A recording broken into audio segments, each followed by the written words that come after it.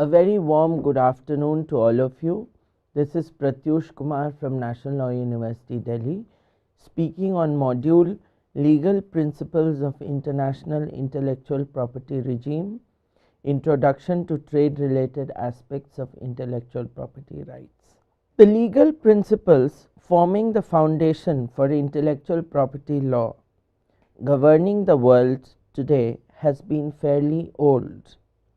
It began with the Paris Convention for the Protection of Industrial Property 1883, which is commonly known as Paris Convention, followed with the Berne Convention for the Protection of Literary and Artistic Works 1886, Berne Convention.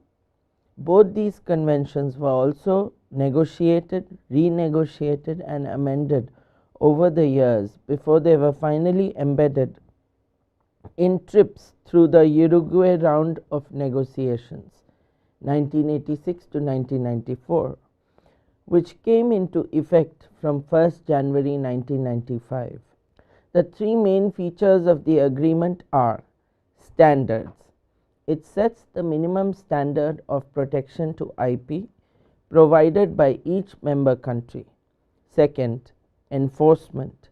It entails domestic legislations, procedures and remedies provided by member countries for the enforcement of IP rights. Third, dispute settlement. Dispute settlement is a unique feature of the World Trade Organization, which provides for a complex system of dispute settlement through dispute settlement understanding. Principles which got enshrined in the Berne Convention 1886, which forms the bedrock of IP law today, are: first, principle of national treatment. Principle of national treatment. According to this principle, a treatment no less favorable is provided to nationals of other member countries as nationals of one's own country.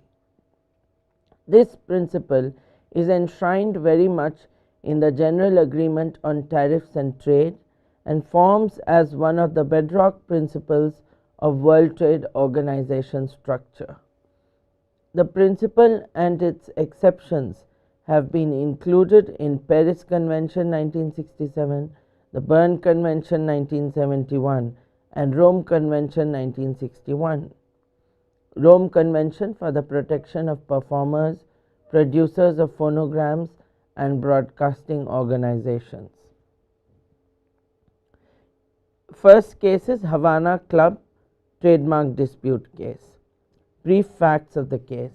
In this case, the European Union challenged a United States law alleging that it prohibited the registration and enforcement in the United States of a Cuban trademark, Havana Club rum, which was licensed to a French company. They further alleged that it was in violation of the World Trade Organization agreement. The text of section 211 subsection A subsection 2 of the impugned statute states, no US court shall recognize, enforce or otherwise validate any assertion of rights by a designated national based on common law rights or registration of such confiscated mark, trade name or commercial name. World Trade Organization Dispute Settlement Board decision. The WTO DSP held that the US statutory provision section 211A2 violated Article 42 of the TRIPS agreement. Article 42 of the TRIPS agreement requires that members shall make available to right holders civil judicial procedures concerning the enforcement of any intellectual property right covered by this agreement. The panel held that because section 211 restricted foreign nationals' access to US courts to enforce intellectual property rights, it is violative of Article 42 of TRIPS. Claims and decisions. Claim by EU. The European Community claimed that Section 211 is discriminatory because it forces designated nationals, which includes Cubans and any national of any foreign country who is a successor in interest to a designated national, to meet the requirements of Section 211, in addition to successfully completing an Office of Foreign Assets Control hearing. US nationals, in contrast, are not required to meet the requirements of Section 211, but are required to undergo an OFAC hearing, or Office of Foreign Assets Control hearing. Claims by US. US claimed that the Cuban entity in the hypothetical would always be permitted to enforce its trademark rights because original owners are always in a position to consent expressly to their own assertion of rights. The decision rejected this argument because this argument assumed that the original owner of the US trademark is also the original owner of the confiscated Cuban trademark, which is not always the case. Second claim, this hypothetical situation would never occur because the Cuban entity would have registered its trademark before the restrictions included in Section 211A2 were put in place. This was also rejected because it would only be true for statutory registration rights. Section 211A2 applies not only to these rights but also to common law rights. Third claim by US was the Cuban entity in the hypothetical could be considered an unblocked entity under certain provisions of the Cuban embargo, meaning that it would be treated the same as a US entity and that Section 211A2 would not apply. This was again rejected because the board found that in certain instances a Cuban national would not qualify for unblocked status even under the Cuban embargo. In the final decision, the appellate board held that since non-US successors in interest would be forced to surpass an extra hurdle that was not required of US nationals, the provision provided less favorable treatment. Therefore, the appellate body held that Section 211 violated the national treatment provisions of the TRIPS Agreement and the Paris Convention. Next point, principle of automatic protection.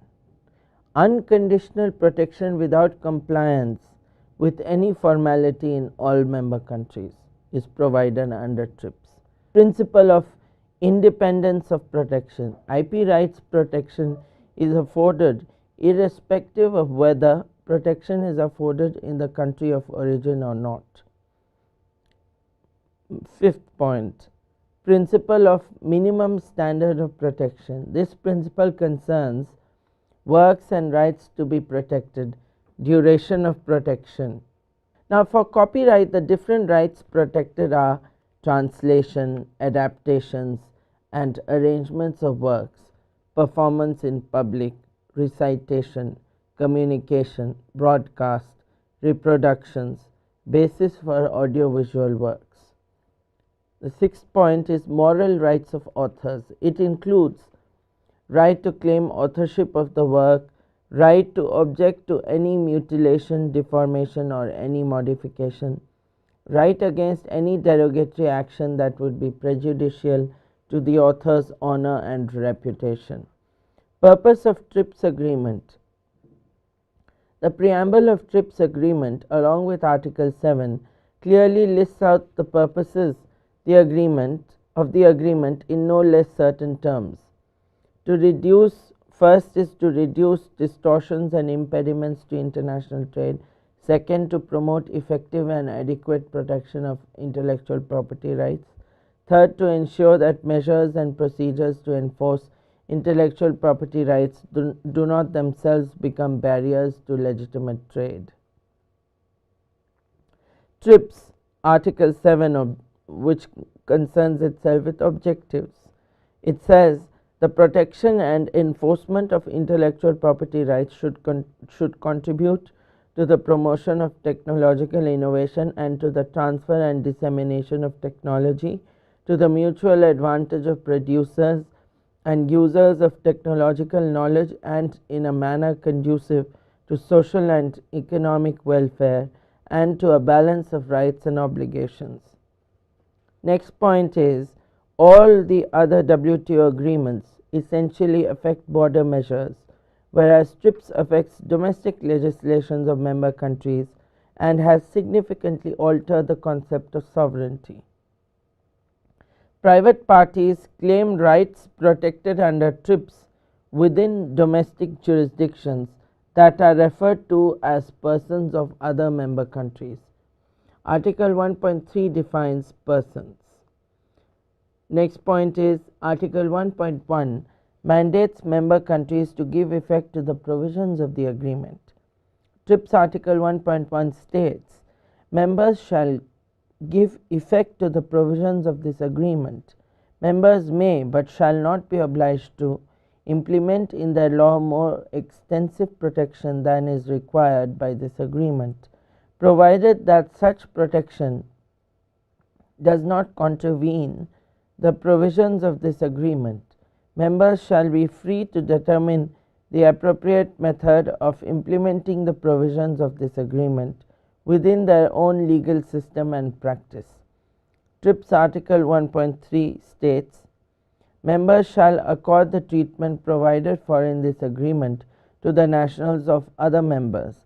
In respect of the relevant intellectual property rights, the nationals of other members shall be understood as those natural or legal persons that would meet the criteria for eligibility for protection provided for in the Paris Convention 1967, the Berne Convention 1971, the Rome Convention, and the Treaty on Intellectual Property in respect of integrated circuits, were all members of the WTO members of those conventions. Any member availing itself of the possibilities provided in paragraph 3 of Article 5 or paragraph 2 of Article 6 of the Rome Convention shall make a notification as foreseen in those provisions to the Council for Trade related aspects of intellectual property rights, the Council for TRIPS. In the history of IP laws, we observe how the developed countries inter se developed IP rights law over the course of entire 19th century, often violating each other's rights and having differential treatment, and then having evolved their legal system in harmony with each other's IP rights system. This evolved system was then lumped onto the developing world through the TRIPS agreement. In principle, there is no fault with the IP regime developed under TRIPS, but it did not give enough time to the developing world to accommodate and mature to the level of the developed world. No special provisions have been provided to the developing world. Even as far as the least developed countries are concerned, only greater time period for implementation of the same rules have been provided. There is no concession on the rules and principles as such. Principles enshrined in the Paris Convention 1883 included national treatment, right of priority, common rules including patents, inventor having the right to be named, compulsory license, and marks, filing, registration, and renewal of marks, industrial designs, trade names, indications of source, unfair competition. Most favored nation treatment principle was also granted under TRIPS, where it included any advantage, favor, privilege, immunity granted by one member country to nationals of another member country is immediately accorded to nationals of all other member countries.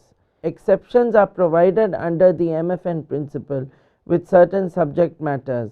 international agreements on judicial assistance or law enforcement, rights granted under the Berne Convention 1971 or the Rome Convention based on the treatment accorded in another country, rights of performers, producers of phonograms and broadcasting organizations not provided under this agreement, rights deriving from pre-TRIPS international agreements. Articles 3, 4 and 5 of TRIPS provide for national treatment and most favored nation treatment principle. As intrinsic to the TRIPS regime, it also includes substantive standards of protection, availability of IP rights, acquisition of IP rights, scope of IP rights, maintenance of IP rights, enforcement of IP rights, as well as those affecting the use of such IP rights which are protected under the TRIPS agreement. Article 8 of TRIPS recognizes rights of member countries to adopt measures for public interest, to prevent abuse of IP rights, to improve public health, to adopt measures consistent with TRIPS. TRIPS Articles 7 and 8 together provide the rules for interpretation and implementation of the rights and obligations under the TRIPS agreement.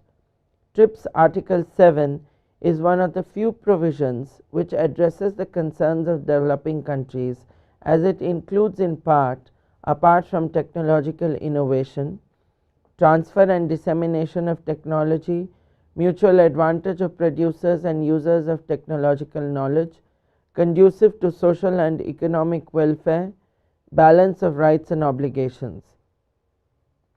The main purpose of IP rights protection through TRIPS has been technological innovation, and as a matter of fact, almost all, if not all, technological innovations still happen in the developed world, and stakes were really high for them to have TRIPS enforced through the Uruguay round of negotiations 1986 to 94.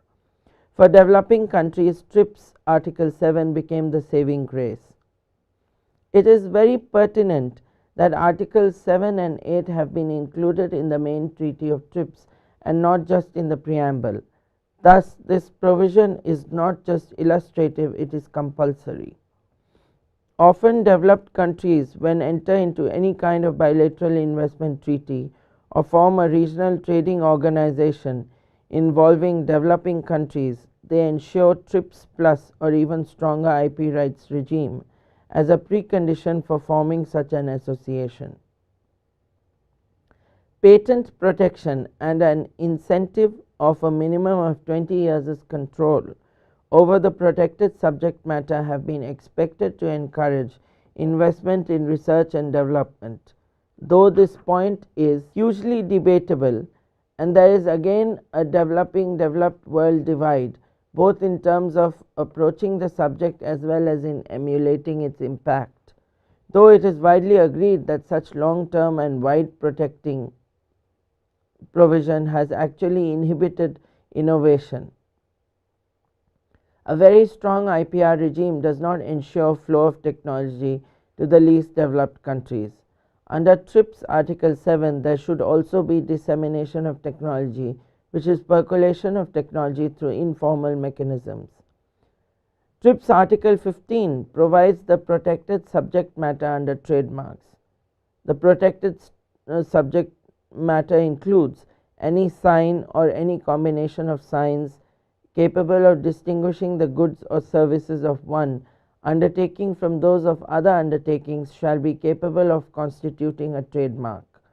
Such signs, in particular words, includes personal names, letters, numerals, figurative elements, and combinations of colors, as well as any combination of such signs, shall be eligible for registration as trademarks. Where signs are not inherently capable of distinguishing the relevant goods or services, members may make registrability depend on distinctiveness acquired through use. Members may require as a condition of registration that signs be visually perceptible. Copyright provides exclusive rights for fixed number of years, whereas trademarks provide limited rights in perpetuity. Industrial designs are also offered protection under TRIPS.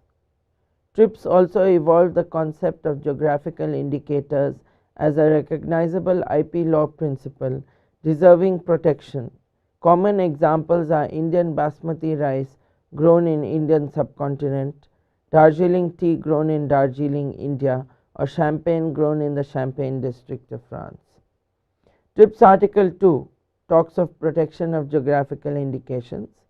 Geographical indications are, for the purposes of this agreement, indications which identify a good as originating in the territory of a member or a region or locality in that territory where a given quality, reputation, or other characteristic of the good is essentially attributable to its geographical origin. The second case is US Section 110 subsection 5 Copyright Act case. Now the case concerns Section 101(5) of the US Copyright Act, which allow the amplification of music broadcasts without an authorization and a payment of a fee by food service and drinking establishments and by retail establishments, provided that the size does not exceed a certain square footage limit. On being challenged by the European Union, the panel observed that the section does violate Article 13 of the TRIPS agreement. The reasoning of the report of the panel provides a very important guideline for interpretation of Article 13. The wording of Article 13 does not contain an express limitation in terms of the categories of rights under copyright to which it may apply. It states that limitations or exceptions to exclusive rights can only be made if three conditions are met. First condition: the limitations or exceptions are confined to certain special cases.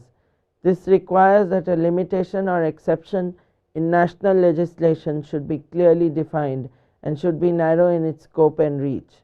On the other hand, a limitation or exception may be compatible with the first condition even if it pursues a special purpose whose underlying legitimacy in a normative sense cannot be discerned. Second point, they do not conflict with a normal exploitation of the work. This requires that the measure does not have a substantial market presence.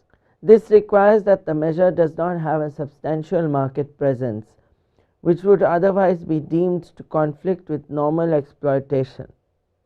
For the purpose of such ascertainment, the both actual and potential effects on the commercial and technological conditions that prevail in the market currently or in the near future have to be analyzed.